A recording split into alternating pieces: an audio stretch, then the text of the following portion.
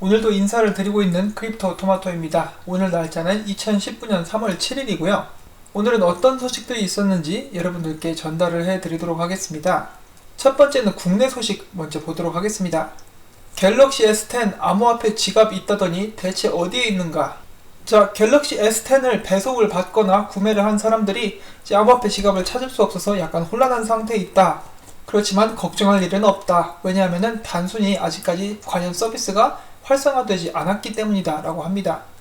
삼성전자는 서비스가 정식 출시가 되면은 소프트웨어 업데이트를 통해서 키스토어 앱을 활성화할 계획이다. 이때가 되면 암호화폐 지갑 인터페이스를 지원하는 삼성 블록체인 월렛 앱도 추가로 생성이 된다. 삼성 관계자는 키스토어는 아직 출시 전이라 비활성화가 된 상태라며 이는 마치 갤럭시 S6 출시 때 삼성페이가 한참 후에 생성된 것과 똑같은 상황이라고 보면 된다라고 설명을 했습니다. 그리고 이 소프트웨어 업데이트 같은 경우는 언제 진행될지 아직까지는 이제 확정된 상황은 아니라고 하네요. 자, 그리고 삼성이 또 한 가지 일을 냈는데요. 앞으로는 삼성페이로 환전과 송금 그리고 현지 화폐 출금까지 가능하게 될 예정이라고 합니다. 삼성 스마트폰으로 은행 수수료 대비 절반 이상 저렴하게 현지에서 환전이 가능한 시대가 열리게 되었다.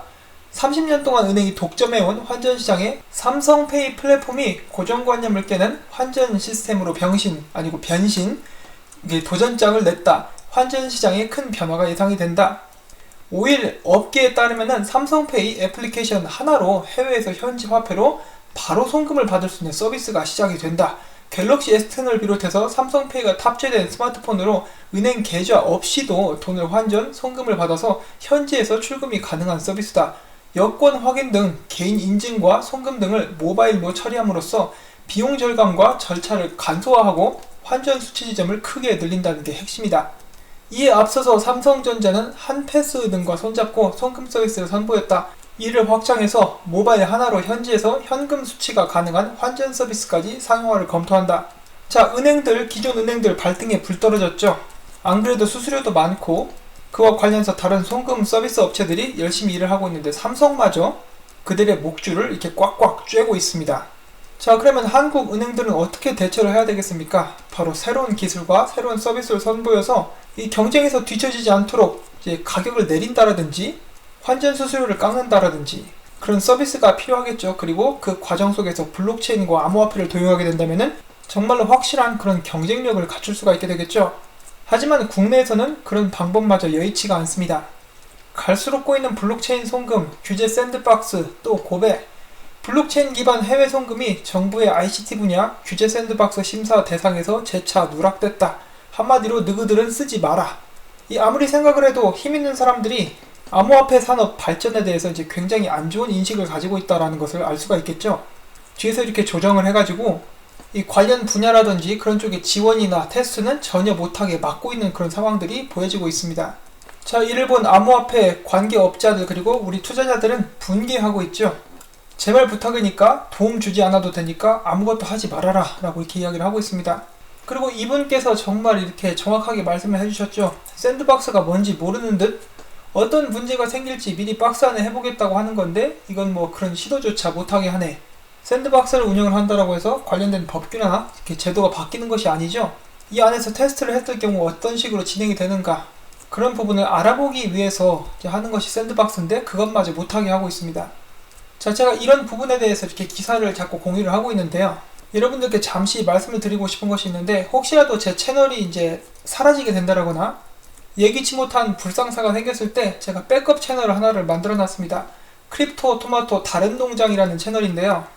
제가 뭐 범법을 저지른다거나 혹은 이유 없이 남을 비하한다거나 그런 것은 절대로 하지 않겠지만은 사람 일은 모르니까 혹시라도 저에게 무슨 일이 생긴다, 제 채널이 다친다 그러면은 이 채널에 제가 영상을 공유를 하도록 하겠습니다. 참고적으로 알아두시면 좋을 것 같고요. 사실 저도 겁나가지고 이렇게 말은 함부로 못하겠습니다. 안 그래도 지금 무슨 검열이니 뭔지 들어간다라고 하는데 지금이 무슨 이제 쌍팔년도도 아니고 여차하면 이제 통금 시간까지 부활하게 생겼습니다. 자, 그런 일은 절대로 생기지 않기를 이제 바라면서 다음 소식으로 넘어가도록 하겠습니다. LG전자가 스마트폰에 블록체인 기술을 탑재하는 것을 추진 중인 것으로 알려졌다. 얼마 전에 삼성과 하웨이가 이제 펼쳐지는 폰을 선보였죠. 그래서 정말 전 세계를 놀라게 했었는데 그 와중에 이제 어설프게 LG에서는 닌텐도 DS라는 게임기 비슷하게 만든 그 두 개의 핸드폰을 경첩으로 엮어놓은 굉장히 특이한 그런 스타일의 핸드폰을 내놨었죠. 저도 지금 방송이라 말은 이렇게 하고 있지만은 제가 그 폰 처음 봤을 때 장난치는 줄 알았습니다. 사람들 웃기려고 이렇게 해놓은 그런 폰인 줄 알았는데, 아무튼 아무래도 결과는 그닥 좋지는 않겠죠. 자, 그렇기 때문에 블록체인 하루빨리 따라잡아야 하기 때문에 이제 블록체인 쪽으로 눈을 돌린 것으로 볼 수가 있겠습니다. 곧 있으면 뭐 하웨이라든지 애플이라든지 그런 쪽에서도 블록체인 관련된 그런 기능을 탑재한 핸드폰들이 나오지 않을까 하고 생각을 해봅니다. 자, 그 다음에 마지막 한국 소식입니다. 벨기에 국왕과 왕비가 한국을 방문을 한다라고 하는데요. 저는 처음에 이 사람들이 한국을 왜 오나 하고 생각을 해봤는데, 이제 아무래도 한국의 전통 특산물인 미세먼지를 마시기 위해서, 맛보기 위해서 오는 것이 아닌가 하고 생각을 했었는데, 그것은 아니고요. 한국에서 이제 핀테크 세미나를 개최하겠다라고 합니다. 그들이 오는 진짜 목적은 벨기에가 얼마나 핀테크 관련 사업을 하는데 좋은 나라인지 그것을 소개하고, 이제 한국에 있는 핀테크 기업들이 자신의 나라대로 와서 이제 개발을 하기를 원하기 때문에 그런 것을 소개하기 위한 기회로 삼는다라고 합니다. 자, 이렇게 해서 인재들이 더 해외로 빠져나갈 가능성은 높아지고 있다라고 볼 수가 있겠죠. 벨기에 가시면은 벨기에 와플 많이 먹을 수 있겠네요. 자, 그 다음은 옆 나라로 가보겠습니다. 일본에서는 거래소들이 계속해서 증권업으로 진출을 하고 있다고 하는데, 쿠오이는 올해 증권업 진출을 계획을 발표를 했고, 이제 리믹스 포인트라는 거래소는 지난 1월 말에 증권업 전문 자회사 해지가이드를 설립을 했습니다. 비트뱅크도 역시 증권업 라이센스 취득을 준비 중에 있고요. 이런 상황을 보고 니케이 신문에서는 최근 사업 다각화를 위한 암호화폐 거래소의 증권업 진출이 빨라지고 있다. 또한 암호화폐 시장과 증권 시장 간의 벽을 허무는데도 유리할 것이다 라고 전했습니다.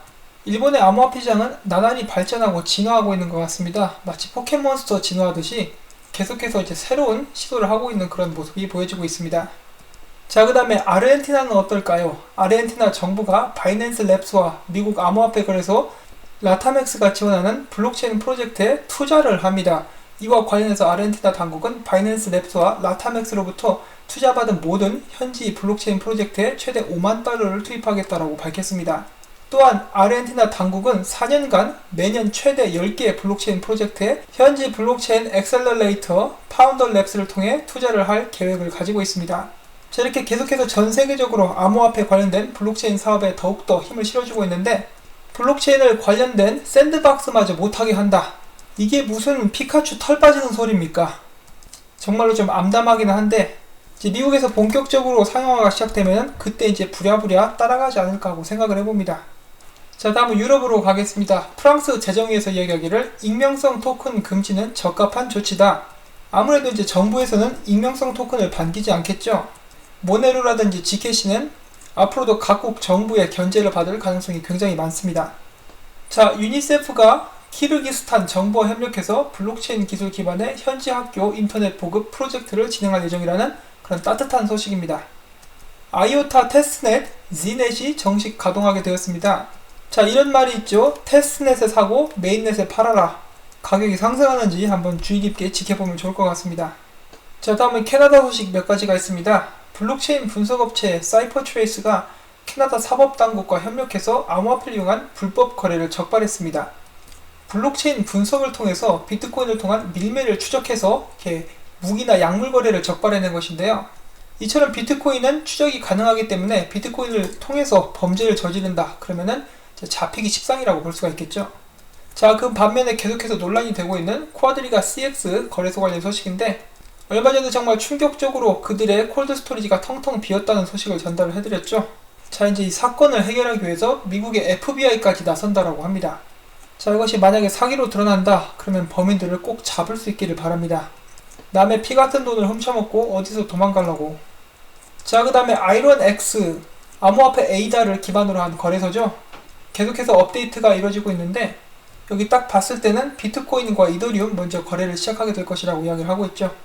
언제 개장하게 될지 이제 날짜가 나오는 대로 여러분들께 알려드리도록 하겠습니다. 자, 다음 미국 소식이 한 가지가 있는데, 미국 연방통상위원회 이하 FTC가 국회와 FTC는 무엇보다 개인정보 보호와 데이터 보안을 중요하게 생각하고 있다. 이를 위해서 가능한 수단이 모두 동원되게 될 것이며 국회와 협력해서 새로운 법을 만드는 것도 고려를 해볼 수가 있다고 밝혔고요. 그러면서도 그는 새로운 법은 크립토 업계를 지지하기보다는 이와 관련된 사기 사건을 추적하는 데 목적이 있다고 덧붙였습니다. 이 정도만 해도 충분히 도움이 되죠. 사기꾼들 몰아낼 수만 있다면은 좀 더 깨끗하고 공정한 거래가 이루어지지 않을까 하고 생각을 해봅니다. 마찬가지로 투자자들을 보호하기 위해서 이스라엘 증권국에서는 암호화폐 증권법을 적용하겠다고 밝혔습니다. 여기에는 암호화폐 업계가 이용자가 지불하는 모든 수수료 및 비용 등을 공개하도록 한다는 방침이 포함되고 있는데요. 이제 여기서는 이렇게 이야기를 하고 있습니다.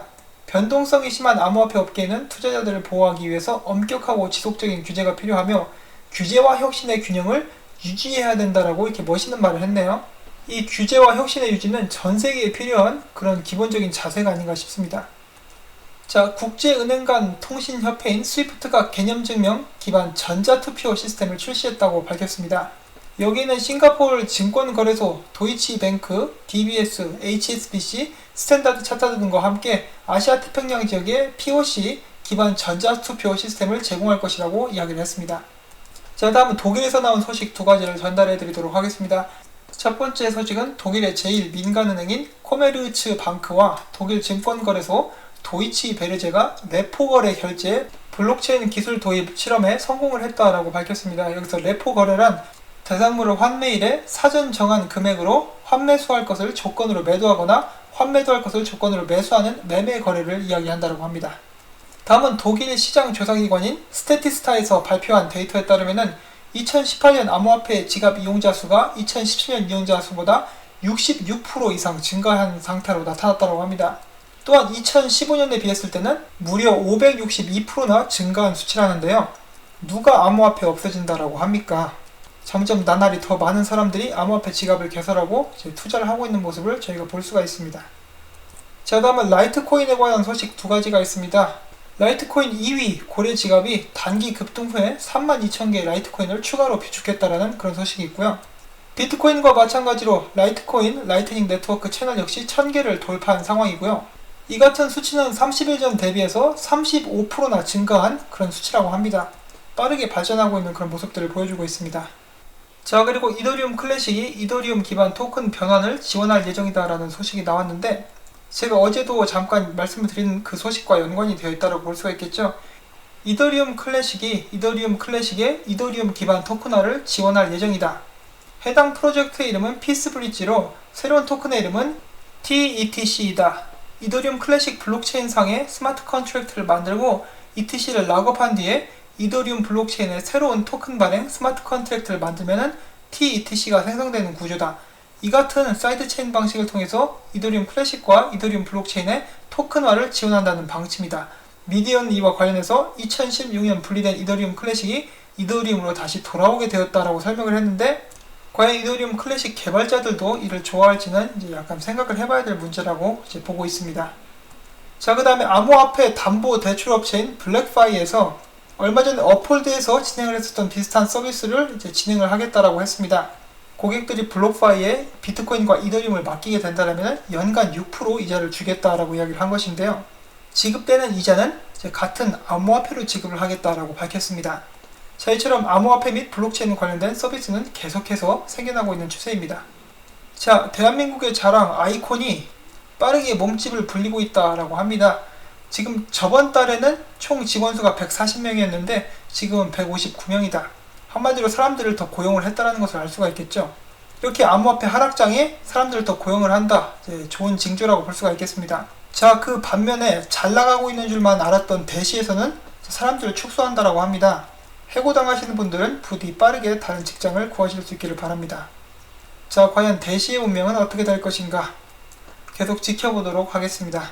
자, 다음은 트론에 관한 소식이 한 가지가 나왔습니다. 비트토렌트, 트론 및 BTT 생태계에 10억 명의 사용자를 확보하기 위한 인센티브 계획을 발표했다.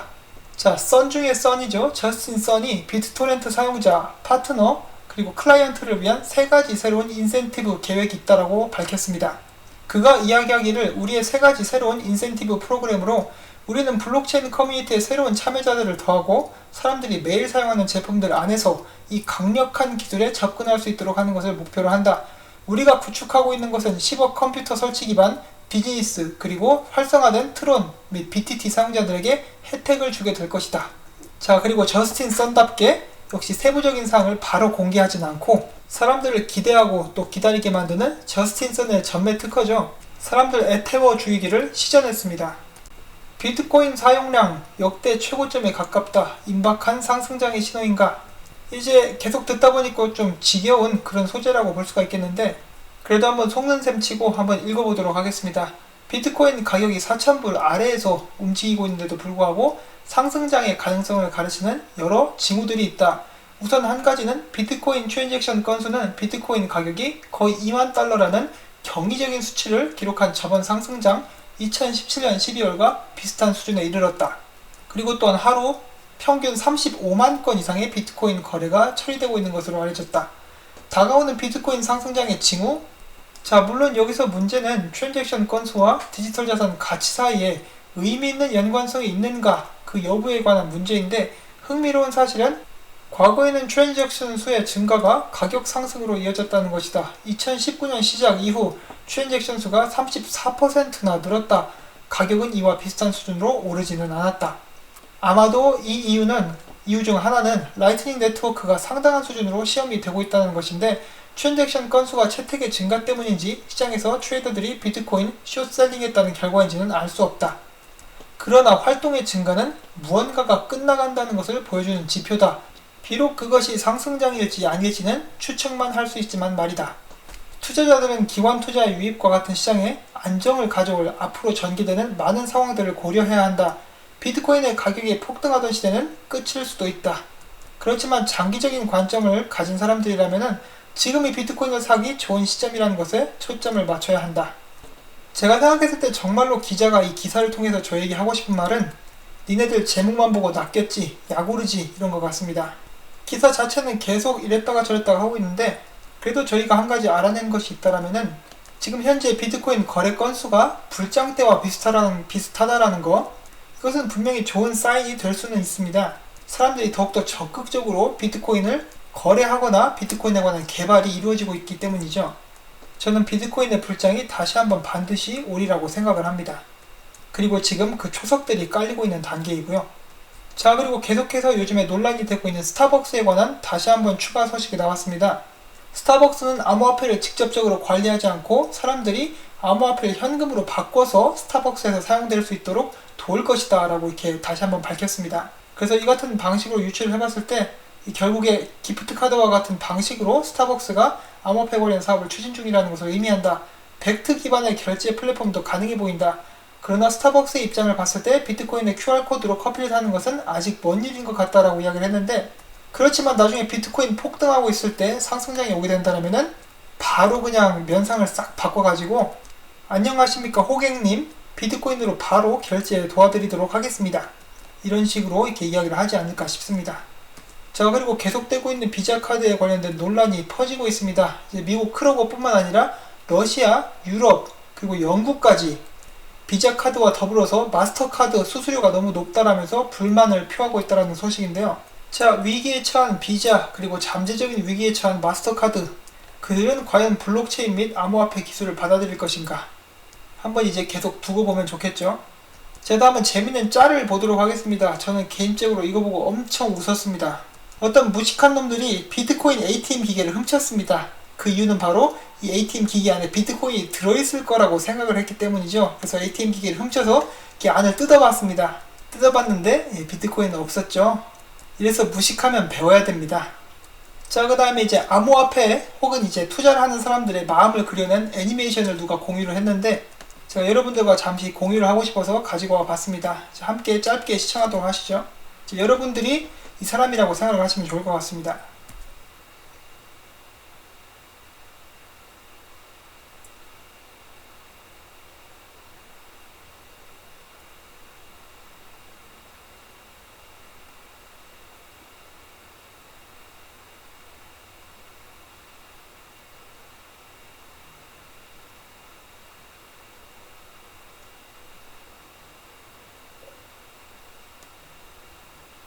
자, 이렇게 해서 마무리가 되었는데 존버는 승리한다 라는 것은 아닌가 하고 생각을 해봅니다.